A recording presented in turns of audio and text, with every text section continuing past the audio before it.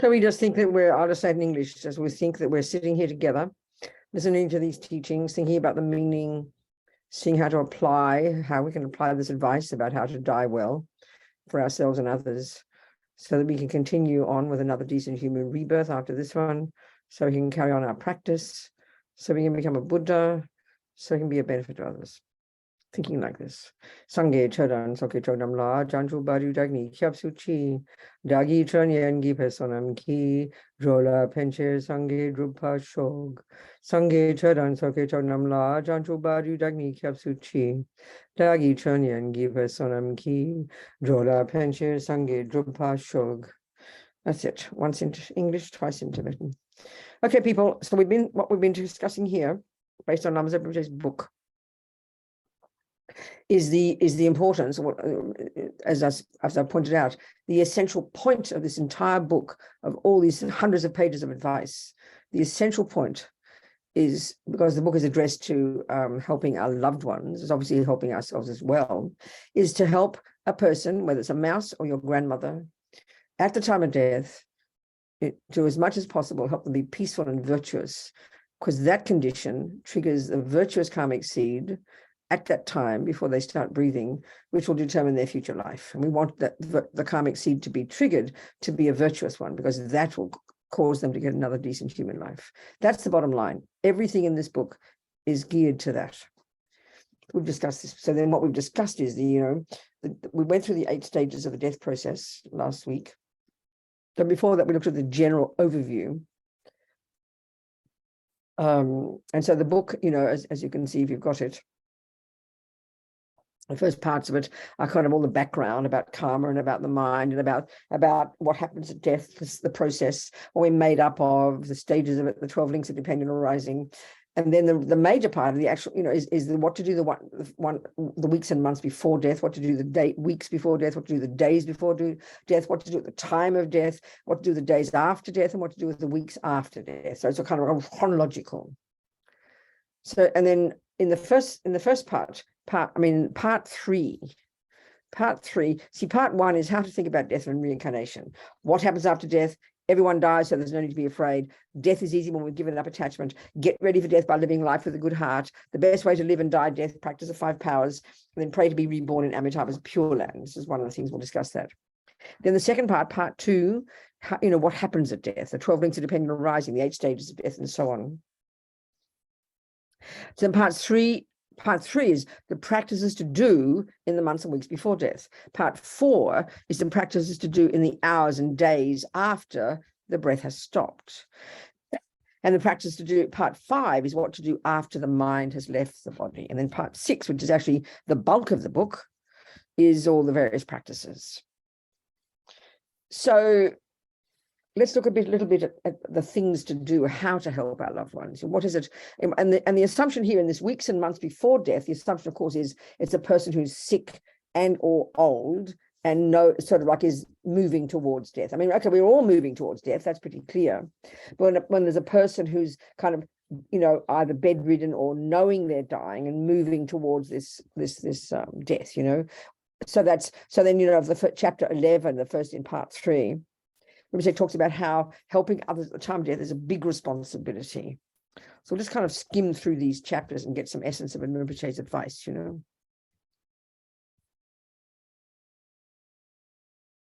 Some of the main points that he makes.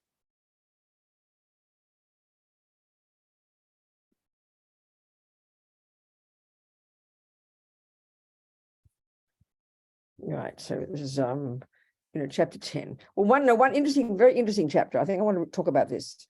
At the end of part 2, the chapter 10 is death is what the yogis have been waiting for.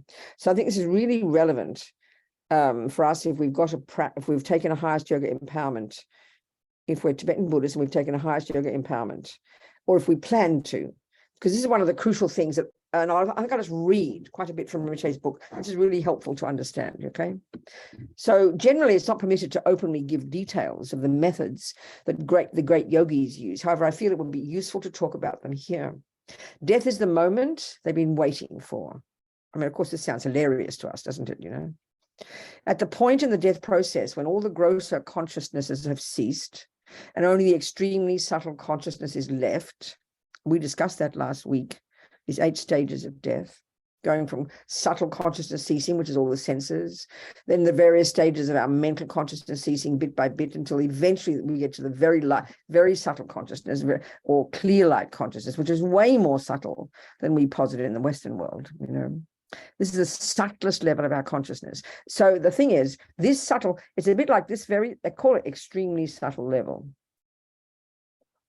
And it's a bit like I use the analogy, it's like the microscope of our mind. The greatest yogis in their meditation, when they've got single point of concentration, especially in the tantric practices, they're able to get their mind to a fairly subtle level. But this subtlest level that happens naturally at death is much more subtle than even the greatest yogis usually can accomplish in their daily practice. The certain things they need to do. So death is what they've been waiting for, because it's the most subtle level. And when they've practiced in their lives, that we're going to describe here, they've learned to get concentration, and they've learned to access, to be ready for death. So when they go through this process, they're ready to go through the stages consciously, and then they can get to the very subtle level. And because it's the subtlest level of mind, thinking of it as the microscope, that's the level that has the power to get realizations, and even achieve realizations, achieve enlightenment, you know. So death is the moment they've been waiting for. At the point of the death process, when all the grosser consciousnesses have ceased and only extremely subtle consciousness is left, we discussed this last week, the yogis, those who have observed karma well, kept their precepts purely, spent their lives training their minds in the clear light meditation, and have been able to recognize the base time clear light, the imagined, visualized one, now are able to recognize the clear light of death.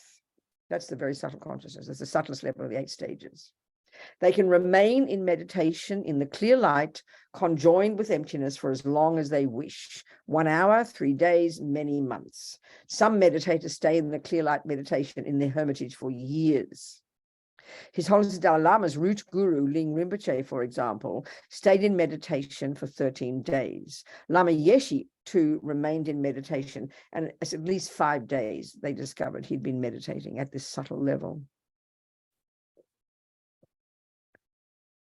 So by concentrating in this subtlest state without distraction, some practitioners achieve enlightenment at this time. They actually realize the 3 bodies, you know, the kayas. This is from Tantra, of a Buddha. They transform ordinary death into the Dharmakaya, ordinary intermediate state into the Sambhogakaya, and ordinary rebirth into the Nimanakaya.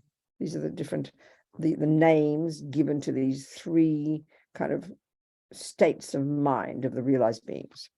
Some practitioners, like Lama Tsongkhapa, achieve enlightenment in the intermediate state. So thinking that a person, okay, so now you too can transform death, intermediate state, and rebirth. So the practices these yogis do are available to those who have taken a highest Tantra initiation. They're the quickest methods for achieving enlightenment in one brief lifetime of this degenerate time. By doing these practices, you can collect in just a few years the merit that would otherwise take you 3 countless great eons to collect on the Mahayana perfection vehicle, on the Sutra Bodhisattva path. These practices have a very special arrangement. And doing the sadhana every day, the complete sadhana, not just simply generating yourself as the deity and reciting the mantra without the mandala, not like that, is a very important preparation for death. You will understand this when you have received the commentaries on the generation and the completion stage practices. So whether you do the long version of the sadhana of the deity you are committed to do, or the middle length version, they both contain the essence of the generation stage practice, transforming the 3 experiences of death, intermediate state, and rebirth into the 3 bodies of a Buddha. So by meditating in this way, you prepare your mind by purifying ordinary death, ordinary intermediate state, and ordinary rebirth, enabling you to actualize the path-time Dharmakaya, the path-time Sambhogakaya, and the path-time Nirmanakaya, thus planting the seeds to achieve the result time 3 bodies, in other words, enlightenment. When you just recite the words, there is, of course, a positive imprint left on your mind, but you're not strongly preparing your mind as you would if you were to actually meditate. Sirkon Senchab Rinpoche used to emphasize very much that if you are busy and can't do much meditation in the deity sadhanas, when it comes to your daily commitments, you should do more elaborate meditations for your main deity, and you can do your other sadhanas quickly. However, in all your sadhanas, you must do the 3 kayas meditation. So this is a way, you see, it's in the sadhanas, and this is how you combine this with the 8 stages of death. So you go through the stages, imagining the 8 stages, and you get to clear light, and then you meditate on the clear light, and then you think, this is the Dharmakaya. And then you do the reverse stages of manifesting as the deity, and you think this is the Sambhogakaya. And then you imagine being reborn, and in this case as the deity, then you imagine this is the Nirmanakaya. So it's a way of practicing, familiarizing yourself, using the 8 stages of death, combining it with the sadhana. So they're constructed in such a way that it enables you to do this. And you're practicing, you're programming your mind with these stages so that when the death time comes, even a little bit of familiarity can be very useful to you. So it's all very practical. So then, so that on the day you die, because you have trained your mind by doing your sadhanas every day, you are able to recognize what's happening, all the various stages of dissolution without missing any, just as you have meditated. And because your mind is well trained, you are able to recognize the clear light. And during the intermediate state and at the time of birth as well, you'll be able to meditate on, to visualize the deity. So practicing the highest Tantra path like this, using death as a quick path to enlightenment, is incredible. It is the quickest way to purify the defilements, the dualistic view. In other words, having prepared during the generation stage, on the basis of that realization, you then actualize the path-time Dharmakaya, Sambhogakaya, and Nirmanakaya on the completion stage, actually ceasing the intellectually acquired defilements and the simultaneously born defilements. Eventually, you cut even the subtle defilements, the dualistic view, and in that moment achieve the result time 3 bodies, enlightenment. This is how you can enjoy death by using the tantric path, the quickest way to achieve enlightenment. So that's for those of you who have got highest Tantra empowerment, and if you haven't, it's to inspire you to eventually get one, because then you have all the tools in your toolkit to get enlightened. It's very technical, what I'm saying. So, okay, now part 3, the practice to do in the months and weeks before death. So chapter 11, Rinpoche talks about helping others at the time of death is a big responsibility. So therefore he says the people surrounding the person who's dying, and of course this is more important as the time of death is getting closer, the friends, family, professional caregivers, you have a big responsibility. I will put it this way: whatever arises in your loved one's mind, whether their thoughts are virtuous or non-virtuous, very much depends upon you and other helpers, how you behave towards them. It's a great responsibility. And this is the thing, we don't often think this way. We think if your grandma's in a coma, you all sit around and chat and gossip. And this is the point, it's just not like that. So one of the key things, which I mentioned throughout the book, but I'll mention it here. First of all, because when you're sick, even you're weaker, which means your mind is more sensitive. So especially when you're moving towards death, your mind just naturally is moving away, if you like, from the grosser level of consciousness. And because your mind is weaker, you're much more sensitive to the smallest disturbance. So when your loved ones is really moving towards death, and often in and out of sleep or in and out of a coma, one of the most important things is to have absolutely quiet in the room. This is something we don't think about, We think if they're in a coma, you can do what you like. But this is the point. When you're in a coma, or when you're sleeping, that's your subtle consciousness. It's the same level of mind that does your dreaming. And you can be very easily conscious of the outside world as much as you, while you're even in that state, and especially if you're dying, because you're very sensitive. So the smallest noise can be so distressing to people when your mind is more sensitive, like more fragile like that. So it's incredibly important that everything that goes on in that room is only for the benefit of that dying person. This is, I can't stress this enough. Rinpoche can't stress this enough. This is the point. So that means everything that even you, so, you know, helpers should be close to the dying person, Rinpoche says. Rinpoche says, I mean, he's talking about Chodron Rinpoche now. Chodron Rinpoche, he's quoting one of his lamas. He says that the people who help, who give advice and support, and especially who's really closest of all, who speaks, who says the prayers at the time of the person's death and that kind of thing, shouldn't be someone they dislike.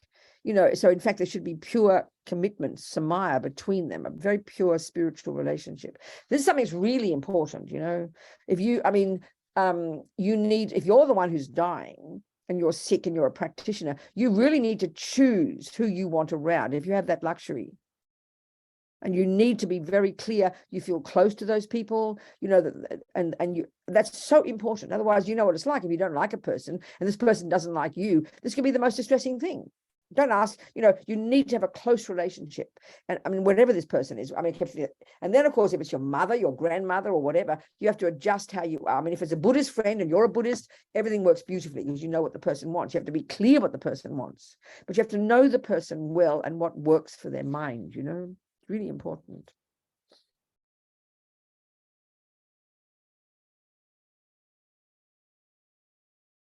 And of course, you know, as Rinpoche says, your ability to help your loved one depends on what you have practiced throughout your life. The more you understand what you are supposed to do for your own death, the more you will know how to help your loved ones. The less you know, the less wisdom you'll have. When you know how to die with a peaceful mind, then you can confidently help your loved ones. You'll be able to create the right conditions so that it's easy for their minds to be transformed into virtue. The bottom line is, whoever you're helping die, is to help their mind be peaceful. Why?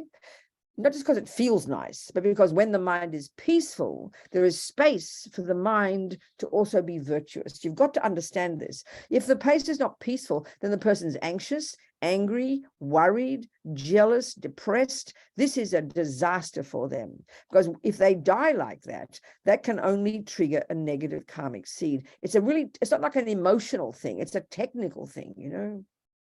When the mind is virtuous, the mind is peaceful.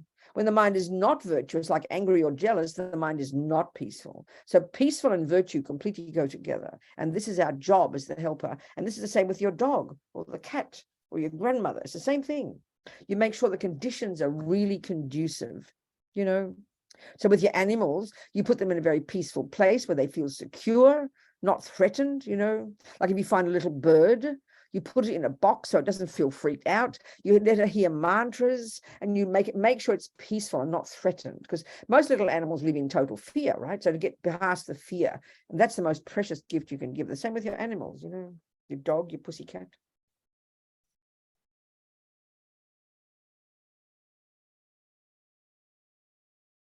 Chapter 12, I've sort of been discussing this. You create a conducive environment for a peaceful death. And when you make, I mean, for example, it sounds so logical. You make the place beautiful, because if you're lying in that bed every day and you're conscious, you know, if you're sick, let's say, if you look around and it's all cluttered and ugly and dark, it just makes the mind more depressed.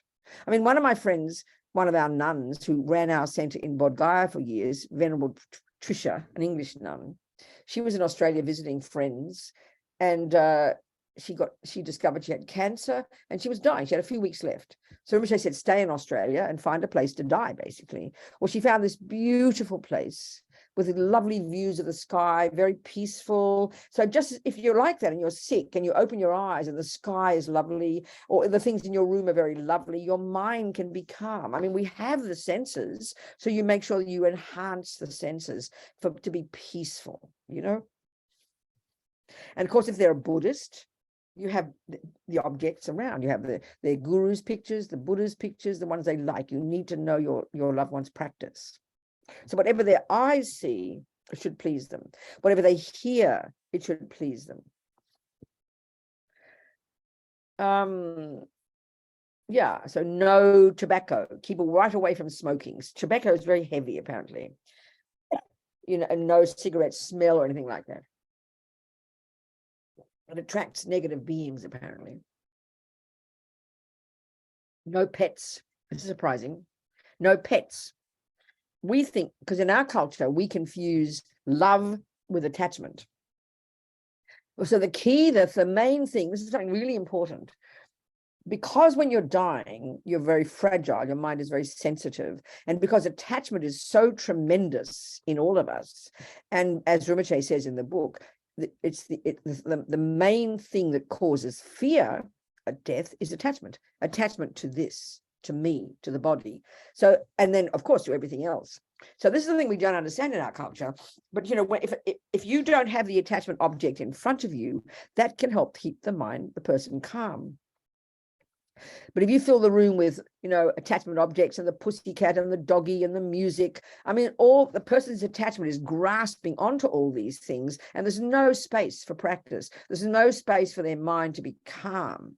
But we just think, like you go to old people's homes and there's television booming, and because we think, we've got to distract them. It's completely mistaken. You've got to create the conditions where attachment is kept calm, and that means you don't confront them with the objects of their attachment. And that's when it comes to people, for example, like if your mother's dying and she's very attached to you, that's fine, because you know how to help her. But if she's very attached to one person who comes into the room and they all start weeping and crying and clinging, this is the worst thing to do. You've got to be so wise. So sometimes in the situation of death in our families, we're not the one who holds the power to decide. So you can just have to do your best. But if you're in charge, you can really know, you need to know these things, So no animals, because, and it's not being rude about animals, because there's heavy duty energy around animals. But of course, if it's your pets, there's so much attachment to our pets, and it can be really distressing for the loved one to die with attachment to their pets, so you keep the pets out of the way, or even animal skins. There's this book that Rinpoche often quotes in this book. It's written in Tibetan for the Tibetans. In Tibetan Ceremonies of the Dead, the author, Thupten Sangye, says that if a person who's dying is lying on an animal skin, and this is very typical for Tibetan nomads, you should remove it before they die. Or the same if they're wearing an animal skin or covered by one. It just causes obstacles because of the energy of animals. So the environment should be calm and peaceful, like I said, So really you make an effort to make the room as beautiful as possible, very peaceful. If it's got lovely views, nice things. So when your loved one opens their eyes, whatever they see pleases them. And also if they're spiritual paths, so like your grandma's devoted to Jesus, when you have pictures of Jesus around. So you have to know the person's mind and what's best for them. Make it but peaceful. This can't be stressed enough, Rinpoche says. So now this next series of chapters in this part are the 100, there's 87 different numbered practices. We numbered them to make it easier to locate them, because you've got to keep going back to the same practices at different times. So the bulk of those are in this first stages, the weeks and months before death. So we've divided them to different sections. So this lot, for example, chapter 13, the practices, what to see and touch. So, make sure they can see, we're talking about a Buddhist here, show statues or pictures of the gurus or the Buddhas that should be within their eyes, Show, for example, various mantras. There's lots of mantras that Rinpoche recommends are good to see. Then lots of things you can touch, like bless the body with a text, or bless the body, and there's certain texts Rinpoche recommends here. He discusses them. Or you could touch the body with a stupa. Had to have a stupa nearby and bless them occasionally with a stupa. Rinpoche talks about all this. Or bless them with a prayer wheel, or bless them with a blessed cord, a blessing string. There's various things he mentions that touch the person, can bless them. Chapter 14, what to think about.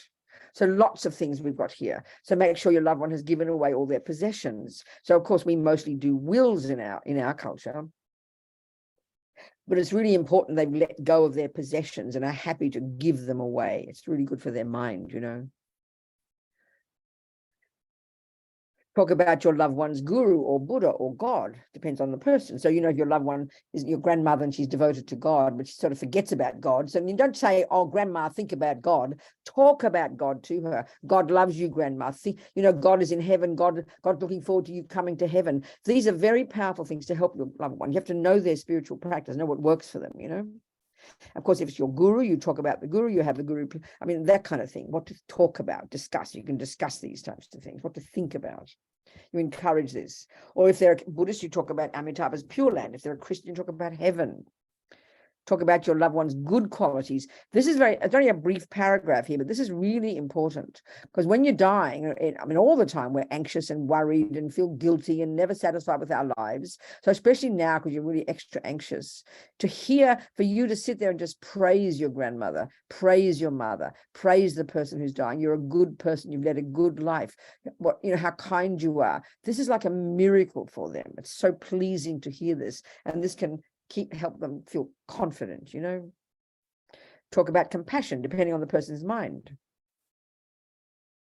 The next chapter is what to hear.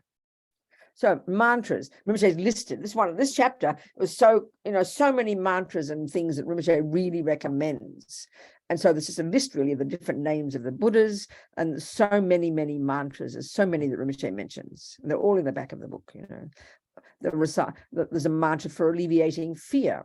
There's a recite the mantra of the certain sutras Rinpoche recommends, certain mantras and sutras and names of Buddhas. They're all listed here. And you can decide which ones you like or which ones your loved one likes. There's lots of them. Chapter 16, what to meditate on. So there's all sorts of meditations Rinpoche recommends, depending on your person, that you can do for your loved one. Read them out. And of course, if your loved one's got their own practice, like say they're a Buddhist, you would recite their practices so they can hear it,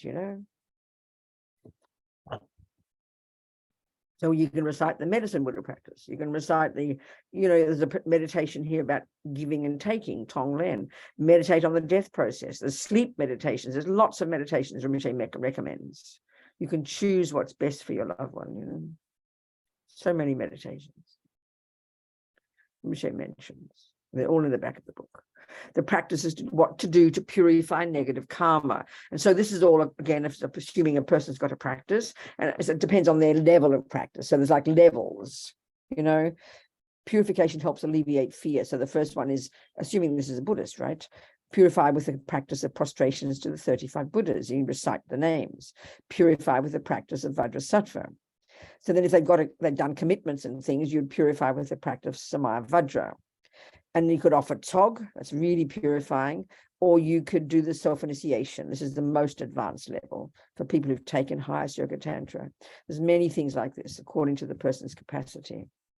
Chapter 18, what to do in the hours before death. That's over the weeks and months, You can choose how to help your loved ones.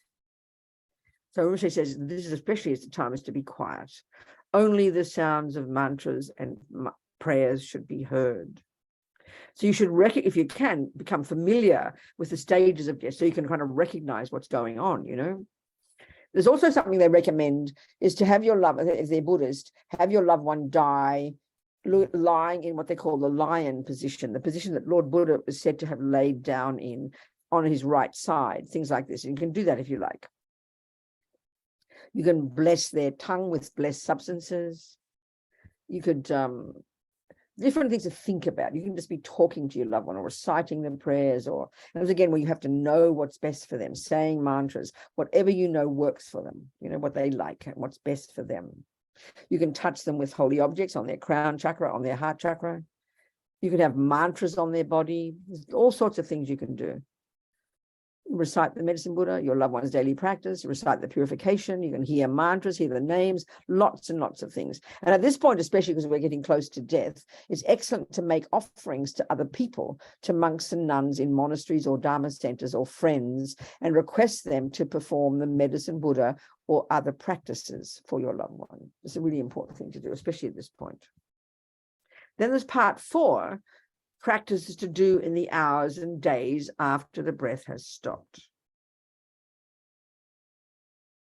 So that's what's labeled death time, of course, in our culture. But according to this tradition. Death, that's just the first stage of death.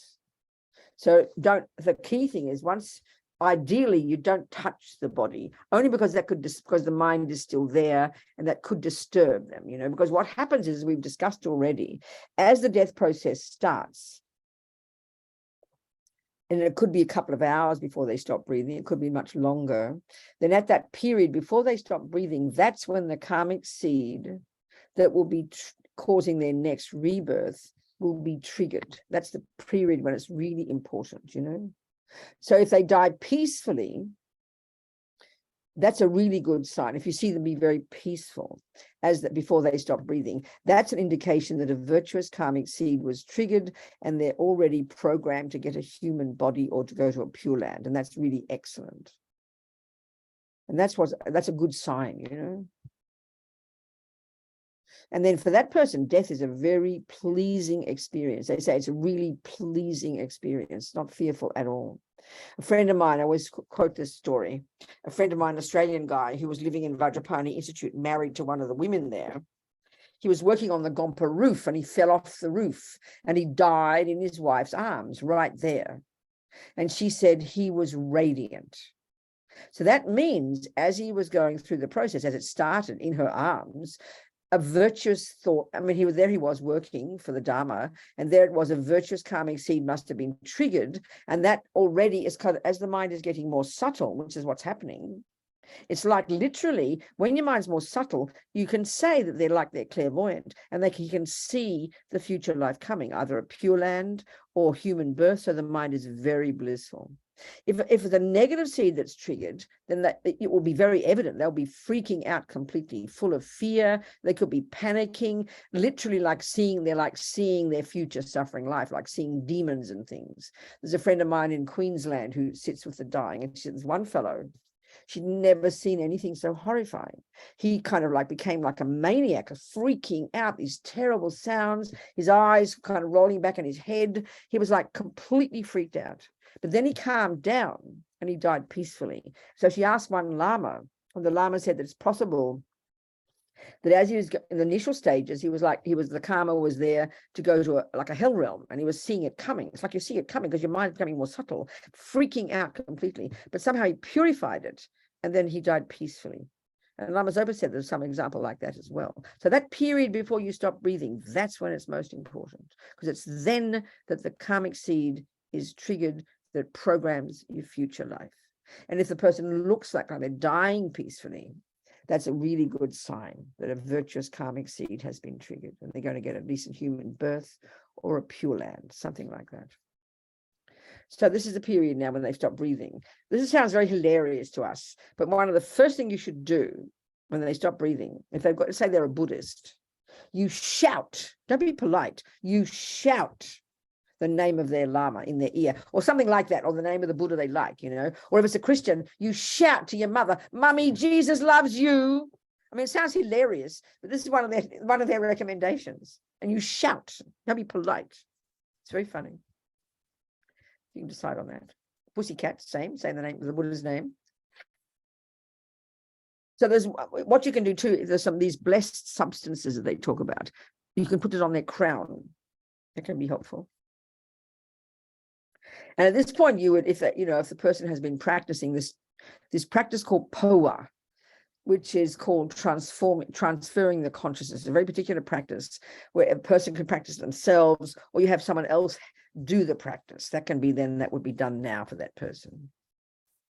And then you'd go through the different chapters and, to see what's the next step for you. So if your loved one dies at home, you go to chapter 20. If your loved one is in hospital, you go to chapter 21. If your loved one has offered their organs, you go to chapter 22. If your loved one dies suddenly, you go to chapter 23. If your loved one has high realization and is meditating, you go to chapter 24. Essentially, the instructions are the same, but they're all adjusted to the situation for your loved one. Because most people freak out at death. We're talking about the helpers as well, because we just don't know we always say we don't know what to do, So it's trying to all laid out in a chronological order here, according to the situations, So the ideal scenario for when you die would actually be where it would be at home, where you're in charge, and you can keep the body for 3 days. That's the ideal. That's how it used to be. But, you know, I know our grandmother was like that. But these days, most people die in institutions, you know. A friend of mine, Yeshi Kadra, who ran the Karuna Hospice service in Queensland, has been going since the 80s. And they kind of palliative care. They have like 100 nurses or workers who go out to houses, you know, to help people. And they help the loved ones, they help the families. But she said most people, probably the majority percentage of people that they help, they die in nursing homes or hospitals. But the ideal would be to die at home, you know, because you have complete control over the whole situation. In one way, you know, just based on going to seeing people in hospitals, unless you know, got a private room, it's really not an ideal place to die. In a private room is what you need if you can afford that, you know. A friend of ours recently, he was very old, like 95. He was in a place here in Manhattan, uptown in Manhattan, and he had initially he was in a double room with friends coming in occasionally, but then sometimes you'd walk in and the guy in the other bed would be chatting and loud television, and poor Freddie, you'd see his legs out of the bed, you know. So somehow eventually the kind man Michael, who was taking care of him, and luckily there was money to do it, they put him in a private room, and then Michael rostered 24-hour care, you know, individual people coming to sit with Freddie, and that made all the difference in the world. So when he did die, we were there and we could say mantras and we could kind of be in control of the situation. That's ideal. That's ideal if you can do that, you know. But that's not how we think of death in our culture. We just think of it as, you know, make it as convenient as possible, and we don't think of the dying person that much, quite frankly. So again, no pets, no noise. That room should be treated like a shrine room, you know. The only thing that should happen in that room for those 3 days is the ideal, should be prayers and practices, and ideally for the 24 hours a day, you know, that's the best. That's the ideal. So Rinpoche just makes various suggestions for different practices. Like it'd be good to offer lights, good to have offerings, you could have put holy objects on their body. There's all the practices I mentioned. And you can do various prayers, and they're all listed, you know. You could do the medicine Buddha, you could do the mantras, you certainly would sponsor monasteries or Dharma centers to do practices for them, such as medicine Buddha. And your traditional one in our Gelugpa monasteries, you recite the 8 prayers to benefit the dead.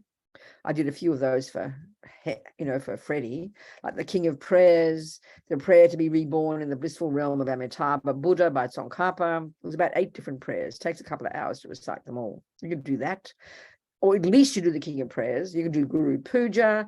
You can do there's lots of different practices you could do. Rinpoche even says, you know, for that 3 days, you could do yourself a 3-day Nyungne retreat, a fasting retreat for the sake of your loved ones. There's lots of things you could do for that 3 days, and they're all mentioned, and all the practices are in the back of the book. So when it's come time to move the body, and the thing is, if you are at home or in a nursing home and you've got the 3 days. I mean, a friend of mine in Australia, her husband died in a nursing home. So when he stopped breathing, she shooed out the doctors and nurses and locked the door and just spent the 3 days there, you know, doing all the practices, sitting with him. So if you have, this is the best, ideal. So of course, your loved one's mind could leave the body before the 3 days has finished, in which case it's fine to then shift things, you know. And there are ways of checking whether the mind has left. It's not that easy, you know, especially, I mean, I know I tried to work it out with my sister when she died. I sat with her for about 5 hours, and the hospital wouldn't allow me to have longer. So her body was still warm. Her core, you know, was all still warm, her belly. So it was hard to know if her mind was still there, because I mean, the heat must take time to leave, you know. So it's hard to really know. But when the time has come to move the body, you check that the mind has left the body. So, of course, if it's 3 days, you'll be certain that the rest of the body is very cold. But if the mind is still there, you'll feel, one of the really good ways to check, there are several, there's a chapter, you put your hand just above the heart chakra in the center of the chest. And if it's distinctly warm, the mind is still there. It's sometimes easy to discover in an animal as well. But my sister was only after 5 hours after she stopped breathing, so it was hard to know, you know. But after 3 days, you certainly could be able to tell. I mean, then what you could do, if you like, I always recommend this, that you can tug at the hair, if they've got hair, at the crown chakra, towards the back of the head, or you tap very strongly.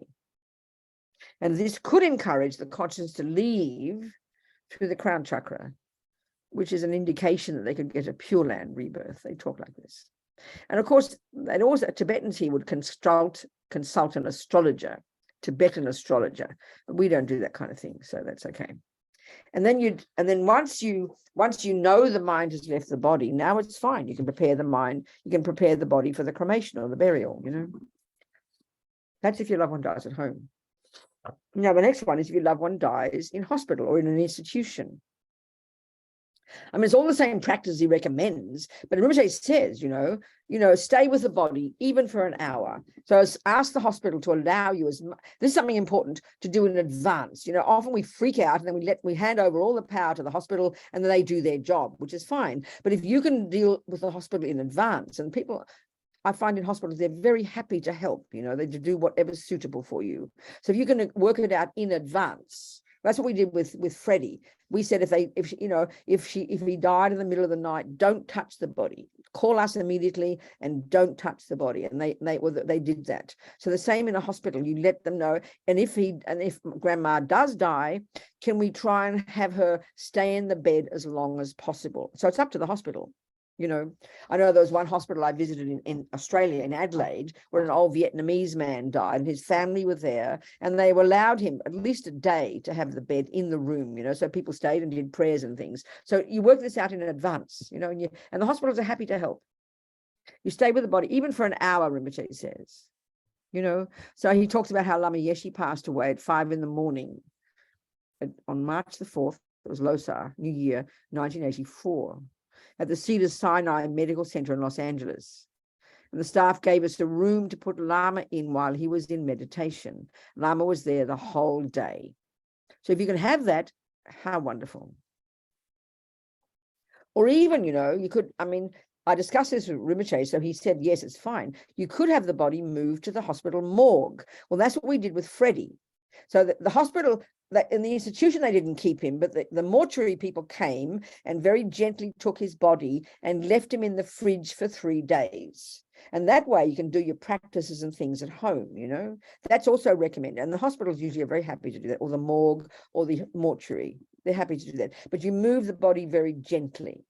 I mean, one of our friends in Santa Cruz, he died, and they wouldn't let us take the body home. Back in 1984, it was interesting in California. He died in the hospital in Los Angeles, but they let us have the body. And so the students drove him very slowly, like really slowly in a pickup truck, you know, up all the way up the coast to Vajrapani Institute. And so he was left his body there, and it was there for 5 days while people came from all over the world for all the ceremonies. I remember I went, and Lama's body was there the whole 5 days in the coffin to be viewed in the room there. And I think I mentioned this, that was where my office was, and I slept there when I lived there at Vajrapani when I first came to America in 1994. And Lama's body was there the whole time. They allowed us to do that, but these days I think you can't keep the body. So in one of our friends in Santa Cruz, the hospital were very kind. They very gently moved the body. They put him in the ambulance. They drove him very carefully to the mortuary. We stayed all day, and they put him in the fridge at 4 p.m. and we came back next day and did more prayers. And so we wanted to stay all night, and they wouldn't let us. So we gave them a CD, and you could do this as well. We gave them a CD of some monks chanting prayers. So they promised they'd play the CD in the fridge. So all the other dead people got the Tibetan monks as well, you know. So you can do all of these things. So that 3 days one is important if you can, because the mind can stay there. Even the mind, I mean, this is the next chapter, I'll describe it. We'll describe if you're going to give organs. So again, keep it as quiet as you can, and then the same kind of practices, but even whatever you can do, even for 30 minutes, you know, while they're in the hospital, then you move them to the morgue. And you do all your practices at home and have the monasteries do the practice and so on and so forth. And then when you get the body out of the morgue, you do the same thing. You check if the mind has left, you know, and you tug the hair and so on and so forth. And then you prepare the body for burial. So now, what if your loved one has offered their organs? This is a really interesting one. I don't know if I talked about this yet, but I'll certainly talk about it now. This is a very tricky one, because on the one side, and Rinpoche really admires it, and all the Tibetan Lamas really admire as the wonderful practice of such generosity, to give your body to somebody, to give your heart or your liver. It's an incredibly compassionate thing to do. But the trouble is, in this system, you have to, they keep, okay, what happens is, we know in the hospitals, when you stop breathing and you've given your organs, they keep you breathing with machines and things, don't you? So they think you're dead. But very clear, as Lama Zopa says, I'll read Rinpoche what he says. Some people decide to offer their organs to others after they have died. So does this disturb the mind? Well, it seems that when the person is considered brain dead, the doctors keep the body breathing artificially, and they continue to keep the body breathing when they can so that when they actually cut out the organs. So I question this.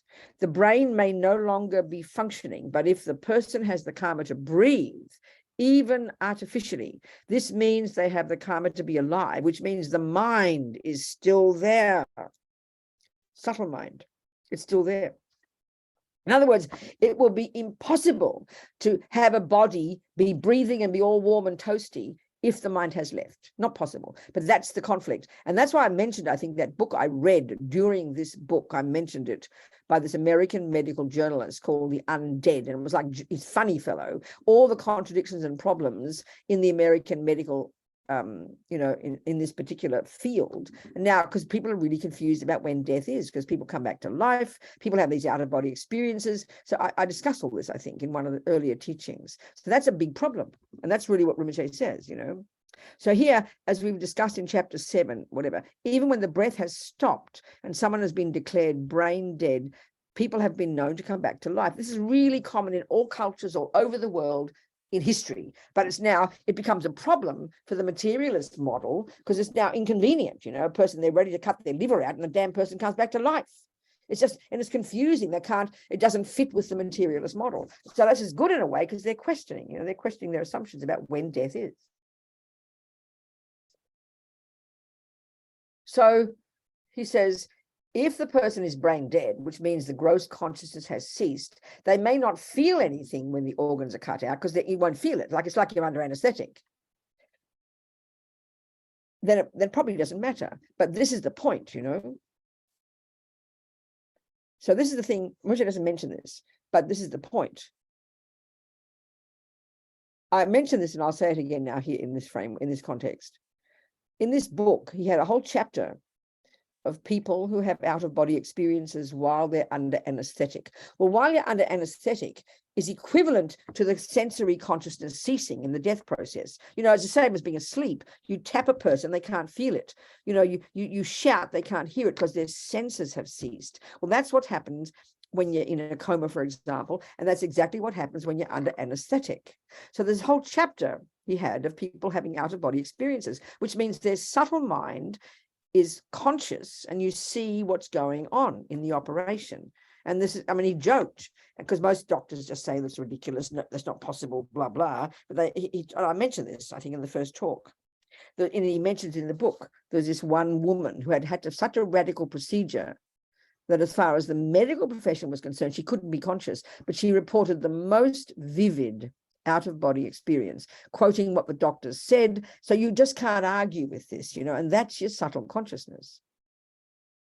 So the same thing could happen if you're brain dead. It's exactly the same, because your mind is still there, but only your subtle consciousness. You're not seeing with your eyes or hearing with your ears, because your sensory consciousness has ceased. So when you're on the operating table, it's not impossible that you could also be having one of those experiences. And I quoted this example in the book, and I'm just deducing it's one of those. He quoted this nurse. I told you this, and I'll say it again here.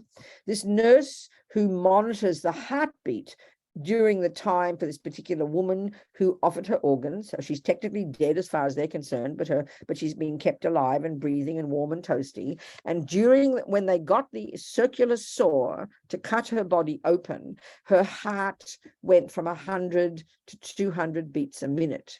So that the author joked, what has a dead person got to be anxious about? But this, for me, indicates that she was having one of those out-of-body experiences. She was noticing them about to cut her body open. And as far as she's concerned, she's still alive, So she's freaking out.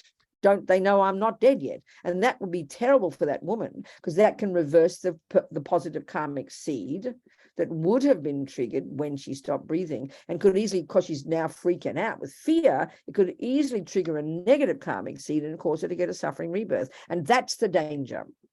Most people in an operation or even like that won't notice, so won't make a difference. But if you have that kind of experience, that's the problem. That could reverse, you could cause you to die with fear when the mind leaves the body, and you'll have a lower realm rebirth. So as Rinpoche says here, the hospitals must be careful. That's the best he could say, you know.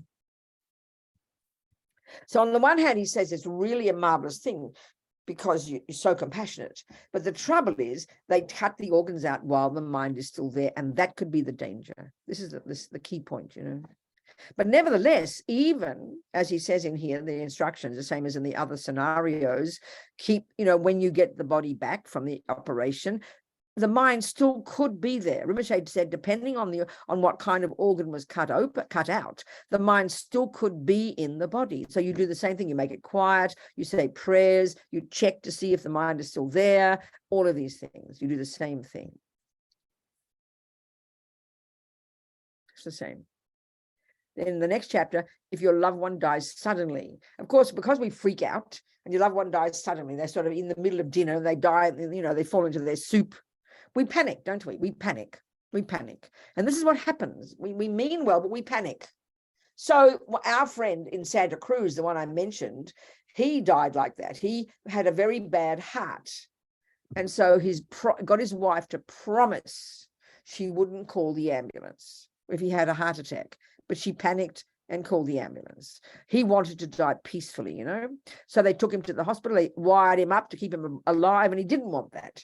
So we recited all the prayers, and they pulled the plug, and then they took him to the mortuary for those 3 days, you know. So if your loved one dies suddenly, just keep your wits about you. That's all. Keep your wits about you. Do what you can to help the person be, you know, breathe again. But immediately, at least be doing mantras, do prayers. And if you know that they're dead, then you don't freak out, and you do what you can to help them. You've got to just, and be what, use your wisdom, you know. But all the practice, essentially the same, all the practices. Do what you can. And then finally, if your loved one has high realization, this is meditating at the time of death. Basically, if you've got someone like that, you leave the room and close the door. They know what they're doing. They don't need your help. Okay? Leave them in peace. Don't disturb the meditator. So as I discussed in this other chapter, people with high tantric realizations can remain in meditation in the clear light conjoined with emptiness for as long as they wish. 1 hour, 3 days, many months. So if your loved one is in meditation, you must not disturb them. The face of the meditator is very radiant, peaceful, even blissful. They can look magnificent, totally different from an ordinary dying person. Sometimes there's even almost like seems to be light at the tip of their nose. While they're in meditation, even though the breath has stopped, there will be no smell of decay. So Lama Yeshe passed away in the hospital, and 5 days later, after driving him all the way up north, and then 5 days later, they finally cremated him. He was still sweet smelling, and his body was still flexible because his subtle mind was still there, and he was meditating the whole time. That's the point, you know. So if the meditation is not over, and if for various reasons, such as the country's laws, you have no choice but to move the body, you need to request the meditator to end their meditation. So this is what's interesting. So Rinpoche says, while you are requesting them, you can offer music with cymbals or bell or damaru and so forth. Song Rinpoche advised me, Lama Zopa, when Lama Yeshe was in meditation, he said like that. Well, you do different practices. So the interesting point was, after Lama stopped breathing, the hospital gave them a room in Los Angeles, and Lama Zopa was there, and a bunch of students were there with the body all day until 5 p.m. So then they had to leave the room. So Lama Zopa did that. He kind of rang a bell, and he requested Lama to stop his meditation. So then they moved the body, put it into the pickup truck, and took it all the way. But in fact, Lama didn't stop his meditation. He actually continued to meditate for 5 days, even though his body was being moved, you know. So it shows he had pretty high realizations. So as Rinpoche talks here, Lama Yeshe passed away at Cedars-Sinai in Los Angeles, a wonderful hospital. Before Lama passed away, the nurses were watching intently throughout the night. The moment Lama's heart stopped, people rushed in with a defibrillator and wanted to try to get it started again. It was all very hectic. I had checked with Song Rinpoche, who earlier had come to be with Lama, but now was back in Switzerland, and he said to do everything possible to save Lama. The defibrillator is very strong. It pulls the body up violently. Lama opened his eyes for a moment, and then his body fell back down. The doctor said there was no hope. It was about 5 o'clock in the morning. It was Tibetan New Year, Losar, so very auspicious. This was my first time dealing with someone passing away in the West. I had no experience. Apparently, they usually take the body to the mortuary where they prepare it, but I didn't think we needed to do that. That's for ordinary people, not for those who are in meditation like Lama. Anyway, Lama remained in meditation in a private room throughout the day. By the late afternoon, we couldn't stay any longer, so I asked Song Rinpoche what we should do to release Lama from his meditation. So then I offered music and so on and so forth. But in fact, Lama stayed there in meditation. Of course, Lama didn't need all this. He had already achieved the clear light and the illusory body, all the high realizations. Apparently, so anyway, then they put Lama's holy body. Oh, he says here, apparently there was a candle, and one of the students present in the room said he saw a second flame leap up from the flame nearby. I didn't see it. They put Lama's holy body in a box, packed it in ice, and took it to a mortuary. The box looked very dirty to me, and the body was covered by what looked to me like animal skin, like the Tibetan nomads would use. The next day, one of the students very slowly drove it 350 miles north to Lama's center near Boulder Creek Vajrapani Institute. It was kept in the Gompa. Then it was kept in the side room as well. So when they were preparing Lama's body for the burning offering puja, Lozang, this is 5 days later, a very particular puja they do, who had been one of the monks from the first Gelug monastery at Bodhanath Stupa in Nepal, and who was familiar with the rituals, reported to Song Rinpoche that even though the body had been lying in the coffin for many days, Lama's limbs were still flexible. It was he who prepared the holy body in the Tibetan way, putting on the self-initiation costume with the crown, bell, and vajra, and putting the legs and hands in the right position. He explained to Song Rinpoche that it was only then, when he moved Lama's legs, that the white bodhicitta came out. I forgot to mention this. One of the signs of death, one of the signs that the mind has left the body, is this indestructible drop, I mentioned this last week, at the heart chakra, which contains the white seed from the father and the red seed from the mother. Very subtle.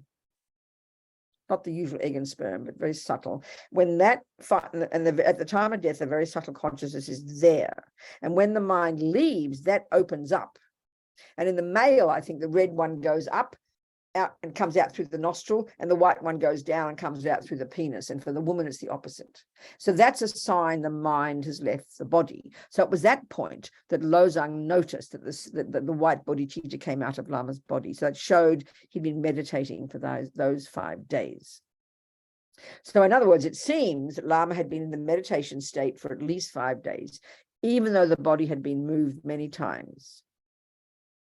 So Lama Yeshe wanted to stay in meditation for a year.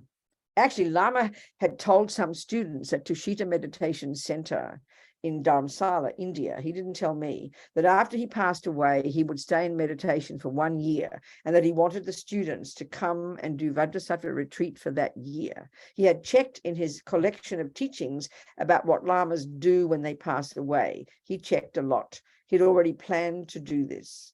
When I asked Song Rinpoche about keeping Lama's body for 1 year, Rinpoche said that in Tibet, only the holy bodies of a few high lamas would be kept like this. If I were to do this, Rinpoche said, people might complain.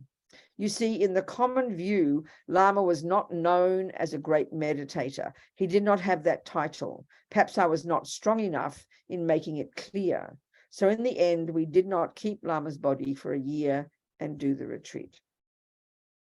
However, a Vajrasattva retreat was done in many places. Kopan Monastery held a retreat day and night, continuously for 1 year.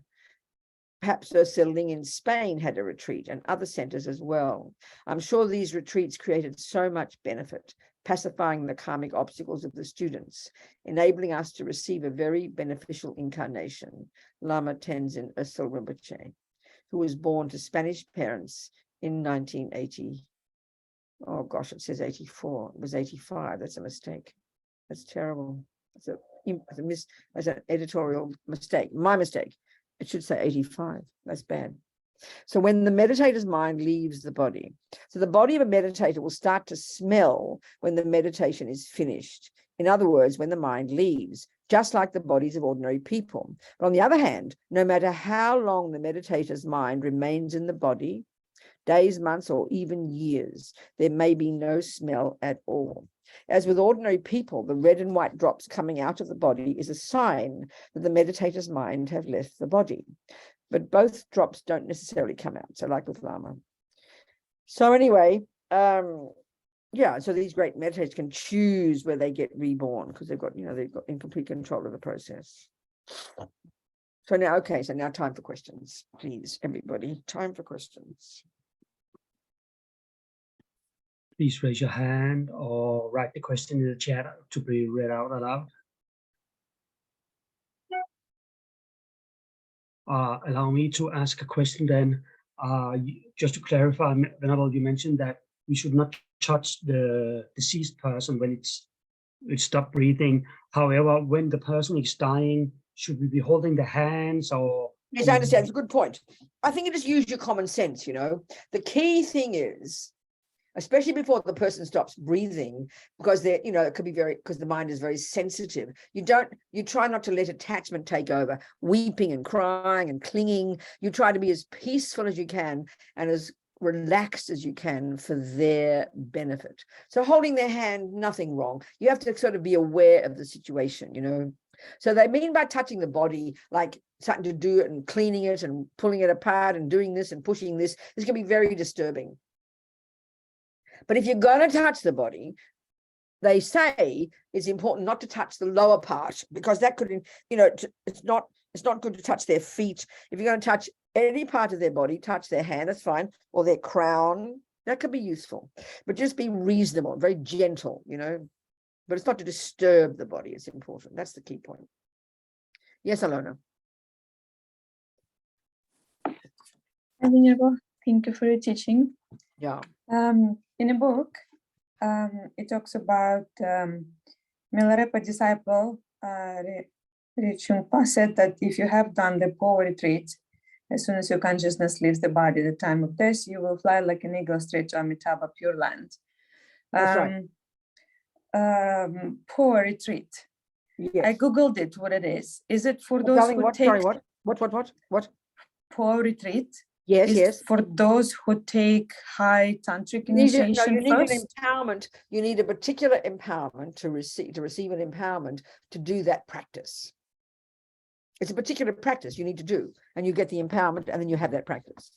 What's the name of the empowerment? Sorry. It's called Powa, transferring consciousness. Usually it's related to Amitabha Buddha.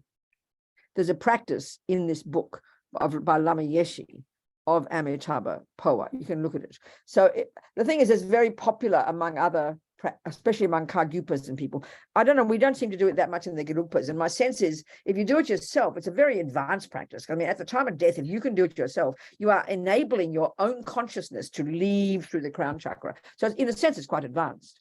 And it's not necessarily the most important thing to do. It's not the most important. If you're a highly realized being, then sure. But there's so many other practices that can prepare you for death that are just as beneficial. But it's an empowerment. Yes, it's an empowerment to receive from a Lama. Yes, exactly. Is it called Amitabha empowerment? It's called Powa. Okay. Which is transference of consciousness.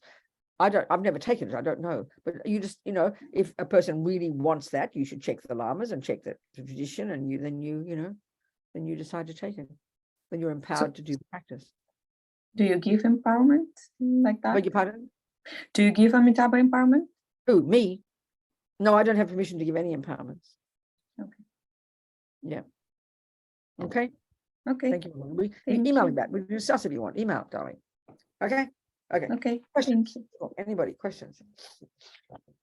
Yeah. Questions. People. Anything at all for this last 20 minutes. Another question would be, imagine I dress up the room while the person. I beg your pardon, Lars. If I'm dressing up the room for a dying person. If you're what? Dressing up, make it clean and play mantras and beautiful flowers, make it nice, isn't that a risk that I make this person have some sort of attachment to staying in that room rather than dying? Or maybe if what you put in that room gets them all attached and unhappy, then you don't do it. all right. Of course. But the whole point is, who's asking that question? Is that online or is it you? It was just me. Just Okay. a thought. I mean, you have to be reasonable. We are human beings with the senses. We're human, you know, and when you're dying, you're very sensitive. So to make the mind pleased, to make the mind, if you're waking up in a coma and there's a sweet, lovely view of the sky, it makes the mind spacious, you know. It's not to make, I mean, if you have music on and their pets are there and there's all the things they're attached to, of course, that's what really energizes the attachment. Is to make the person relaxed and happy. You be wise and skillful. Do you understand, Hans? Yes. Who's got a question now? Yes, Venerable, it's Cyril. Yeah. Good, Cyril. Talk. Thank you for the teaching. My question Sure. is, it doesn't really have to do with this particular topic, but you made reference to degenerate times, and I never understood really why. What does that mean, and why are we currently in degenerate times? It's a good question. It's a good question, Cyril. So what we've got to understand, the reference here is the framework is a much bigger space of time than we would tend to think about. So this is the thing about, this is almost like cosmic for us. It's a bit like, you know, it's about science fiction almost. That this period, I mean, we're talking the period of human birth on this planet. That before that, before this planet, before the type of human birth we've got now with these gross bodies looking like a bunch of apes, basically, a human birth before that was, I mean, this we're talking millions of years ago, probably, or hundreds of thousands of years ago. A human body actually was more like a Pure Land body. It was a subtle light body. The physical elements were not gross like this. A human birth lasted like 1,000 years. Not this planet at all, Cyril. And the mind was, the physical energies were like subtle light. You could hear teachings day and night. You can get enlightened easily. So degenerate times is in reference to now, and that's even 1,000 years ago, or even 2,000 years ago, when we're born in this human body on this planet, basically sharing it with a bunch of animals. That's what they mean by degenerate time. And degenerate time means life is very short. And also the interesting point is, at the time of degenerate times, it's like there's less, everything has less value. I remember as a kid, because I was born in 1944, you know, at the end of the Second World War, and I remember seeing pictures of people in Germany with wheelbarrows of Deutschmarks to buy a loaf of bread. Because, in other words, the Deutschmark had so devalued. Do you understand what I'm saying? It was worth nothing. So that's what they say now. The things that we've got in our modern world, especially modern people with beautiful things and objects and houses and money, it's like a Pure Land in a way, but it's totally related to attachment. And they say that attachment is really rampant during degenerate times, when everything that we've got that is so glorious and wonderful, but it's just like it's got no value anymore. It's just like very cheap. Everything's very devalued during a degenerate time. And that's the entire period of us in these human bodies of flesh and bone. 1,000, 2,000 years, even Buddha's time was a degenerate time. It's this whole kind of time. It's a much bigger framework. Do you understand? Yes, I understand. Absolutely. Okay. Thank you. Thanks, Cyril. Yeah. Yes, Martina. Yes, thank you. Okay. Thank you. I would like to have a question about this indestructible drops. Drop. Yes. Yes, drop. So in the teaching of emptiness, we've been taught that phenomena, human body, basically everything is emptiness of an inherent nature. Nothing is solid. And then I hear and also read in the books that there are these two indestructible drops, black and white. So I'm a little bit confused by this, maybe by this word indestructible. How can be anything indestructible within these teachings on emptiness? Okay, good point. Yeah, I don't think it means they're permanent. It doesn't mean that they're inherent. It's like I think I don't even know why they call it indestructible. It's kind of an interesting point. But all it means is that it's in your body from the second of the first moment you exist, from the second that your consciousness from the past life, when your mother and father joined in sexual union, let's assume they did, and your consciousness ran from the intermediate state and instantly ran to that egg and sperm, then the subtle red drop that's connected to your mother's egg and the subtle white drop that's connected to your father's sperm, these are the subtler energies. Your consciousness conjoined with those two, and that's the first second of you, and you would have begun there in the heart chakra, and then from the heart chakra you grew into this fetus in the womb, and then at the time of death those two drops open, and then your consciousness leaves and goes to the next rebirth. So of course they're indestructible. They go straight down to the toilet like everything else. It's just that I don't know why they're called indestructible. It's an interesting point. I don't know why they're called indestructible, but I don't know why is the answer. But they're not indestructible in the sense of being permanent or inherent. That's all I can say. Do you understand? Yeah, all right. That makes sense, because each time, each life, I supposed to have another parent. So yeah. So yeah. I mean, you've got your own. You see this. Okay. What's also interesting is the components of a person. So you, Madina, we're all of us, but you in your case, you're made up of the 4 elements, which is your body and your mind. So these are inextricably linked. So at the gross level, your gross consciousness, which is your sensory consciousness, is inextricably linked to the gross physical body, eyes, ears, tongue, this physical body of nerves and blood and bones. So when you go to the death process, this physical part ceases. Your gross consciousness then goes to the subtle consciousness, which is your mental state. Now that's inextricably linked to the subtle level of your physical energy, which is the kundalini, the red and the white drop from your father and mother, as well as your own kundalini energy, the white and the red coursing through all the channels in your body. It's made up of the channels themselves, which is your subtle nervous system, and it's made up of the wind, the wind energy. So that's the components of your subtle body. And then when that ceases, when your mental state ceases, it just literally disappears. It deconstructs and just then gone, finished. All that's left is your very subtle consciousness, or your clear light consciousness, which is inextricably linked to your subtle wind energy. And it's contained in that red and white drop. So when they open, then your consciousness, bringing with it the wind energy, leaves it, and then the red and white drop go down the toilet with everything else. Just repeating that, right? I mean, it's a good question. Why indestructible? A good point. I don't know. I'll look it up for you. We'll talk about it next week. Okay, thank you so much. Who else then, people? Talk. 10 minutes left. Question in the chat from Fiona is, is a Western type near-death experience just a journey of the subtle mind? I don't know if it's just a journey. It happens that what happened is the death process started, but it didn't finish. That's all. And you came back to life. It just didn't finish. That's all. Simple way to put it. There's something cosmic about it. Yes, and another one from Beth.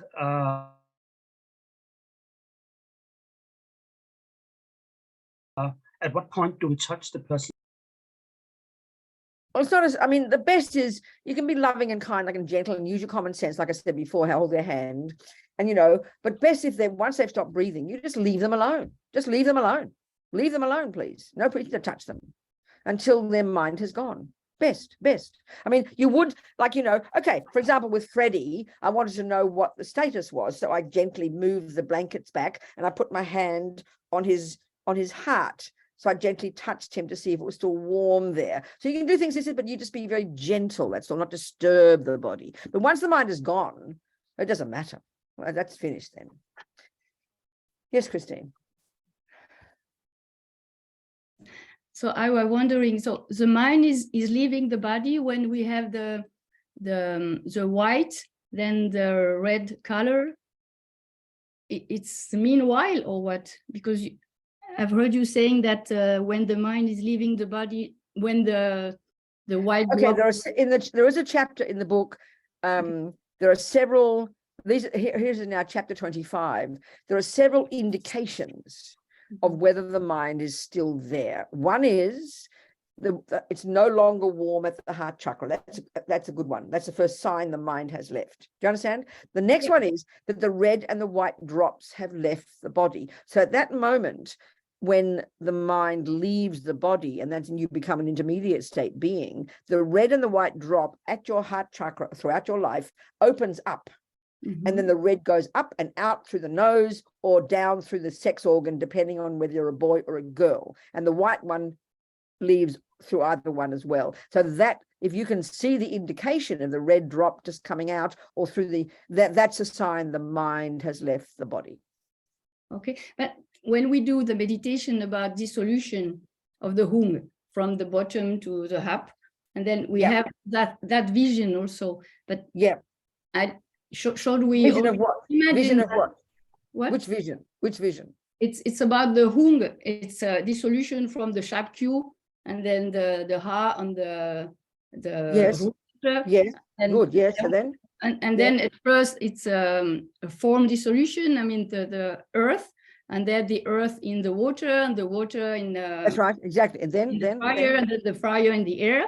Yes, and then in the gross consciousness dissolving, and then there is the white apparition. The clear light, the clear light. Then well, the white, but we also I read that it's like the white seed from the father going down is a central chakra. Okay, darling. Okay. That's in the death process. Right. That's in the death process that we described. Yeah. So there is the indestructible drop, which are the subtle drop that came from your mother and father. Yeah. Then there is your own white and red kundalini that you produce yourself, that actually Lama Zopa talks about being at the white predominating at the crown and the red predominating at the navel chakra. So in those stages of death, the 7th stage, the 6th stage, the 5th stage, the white goes down from the crown down to your heart. The 6th stage is the red comes up from your navel and comes to the heart. That's your red and white kundalini, which then will enclose the red and white drop, holding your very subtle consciousness. So there's the kundalini that you've produced in your own body, and then there's the fundamental one, the so-called indestructible one, at your heart chakra all the time. Okay. Something like that. Okay. Thank you. All right. Something like that. I mean, let's go back to what Rinpoche says. We'll read what Rinpoche says. But you sound confused still, or are you not confused? No, I think it's okay. No, please ask the question. I'll say your question again and see if we got clear. And Venerable Lozang, she teaches us about when she said that white drop from the father. She said to us, going down from the brow. She says it like that. Yeah, and then the mother from the navel, and then it's going. Well, let's see what she might, but let me just say what Lama Zopa says, okay? We'll quote Rinpoche. So all I can do is do that for you. The white drop. See if there's a white drop. White drop. Okay, here we go. Okay, so now in this section here, chapter 25, Rinpoche talks about. Oh, okay, wait. Previous. The red and the white drops. Okay, he talks about the different components of a person. All right, in chapter whatever it is, I forget. So then you got the 5 aggregates. You got the 4 elements. Then another way of describing everything, you got the gross, subtle, and extremely subtle body and mind. Then you have the channels, the winds, and the chakras. Okay, so the wind energies of the subtle body, more subtle than the air that we breathe, carry our mind through a system of 72,000 channels throughout the body. So, okay, the mind rides on the winds, the main channels, blah, blah, blah. Then the red and the white drops. At the moment of conception, our consciousness mixes with the red drop, or the red bodhicitta, they call it, or the red kundalini from the mother, and the white drop from the father. So he says this, okay, the essence of the white and the red bodhicitta, known as the indestructible drop, abides in the very center of our heart chakra. Okay, part of the white bodhicitta also abides at the crown chakra. That's how he says it. and part of the red at the navel. So I've read in other teachings, including from other lamas, that the red and the white, they predominate there, but it's connected to that red and the white. So in other words, of course, it's yours now, because I mean, it began with the mother and father's physical, but it's yours now because you're producing it in your body as you live your life, you know.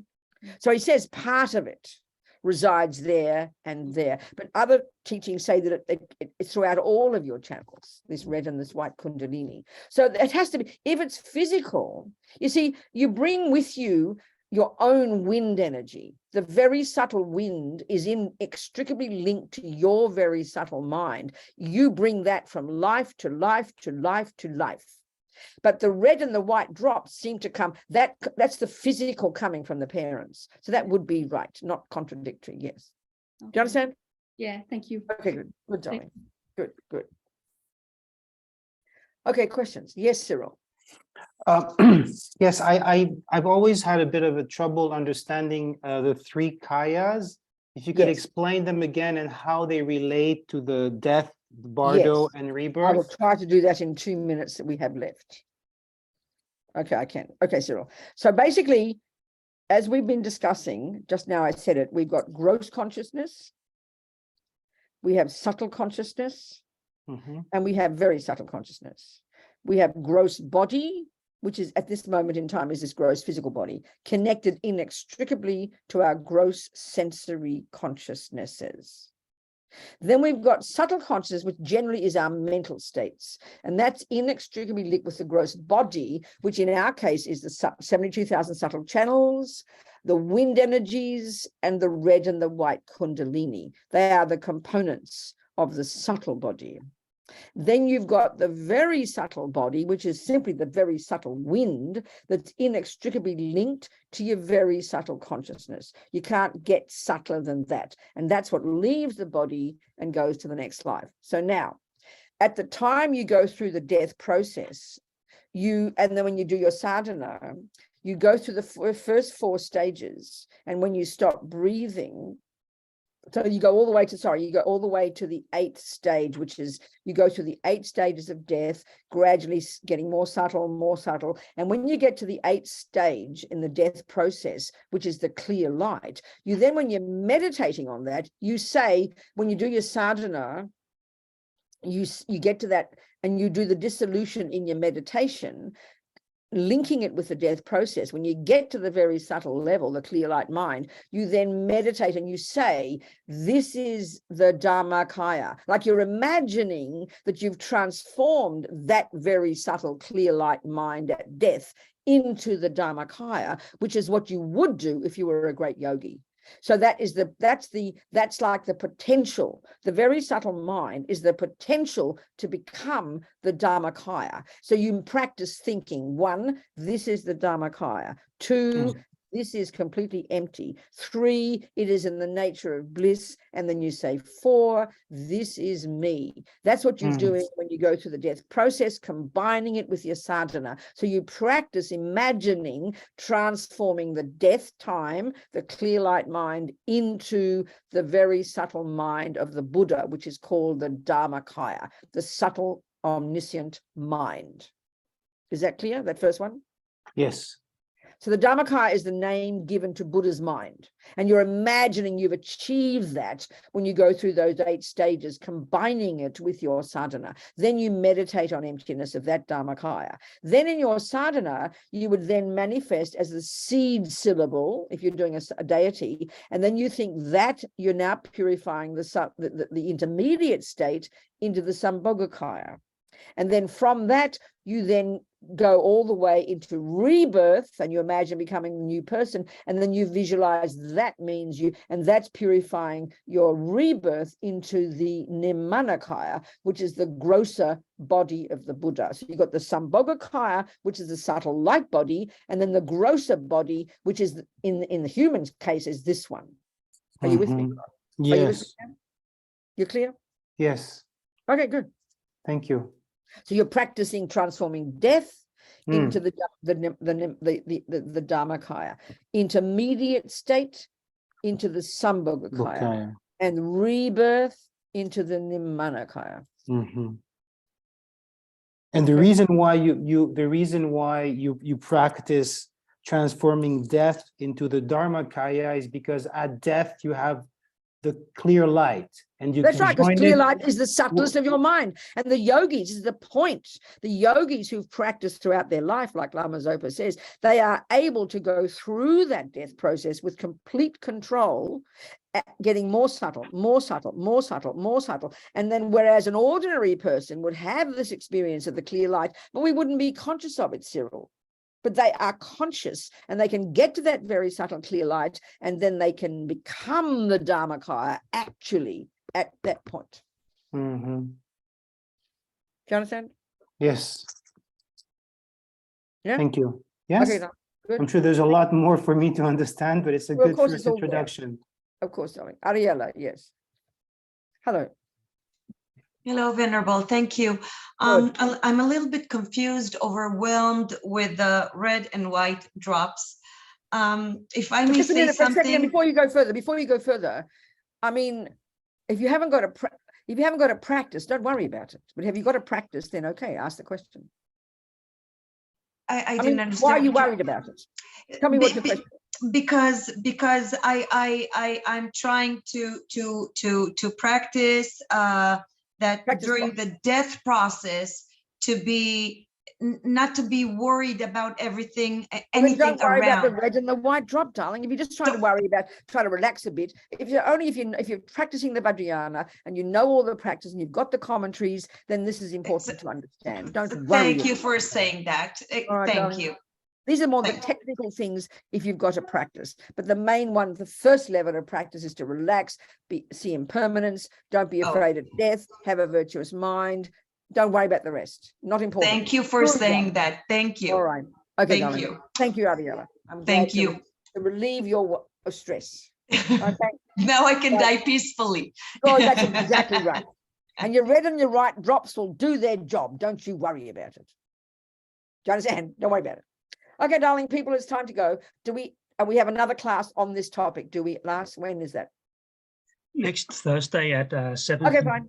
Good. All right, then. That's good. So I'll see you all then. So we dedicate, thinking how fantastic. Let's hope we take the essence of all this, which is to have a happy mind, practice virtue, remember impermanent. When you go to sleep tonight, you think, if I die during the night, may my mind go straight to a pure land or straight to a new human body. And if I wake up in the morning, how delightful, may I make the most of this life and carry on practicing and be ready for death or ready for the pure land. Next week, I'll talk about Amitabha's pure land and these other types of things, okay? All right, darling people, thank you. Jung Trup Semcho Rinpoche Ma Ke Panam Ke Guchi Ke Banyampa Mepa Yang Gong Ne Gondu Pabashog. Okay, that's it. Goodbye. Thank you, darling. Thank you. Love you. Everybody. Bye. Bye. Bye. Thank you, Venerable. Thank you, Venerable. Thank you, Venerable. Thank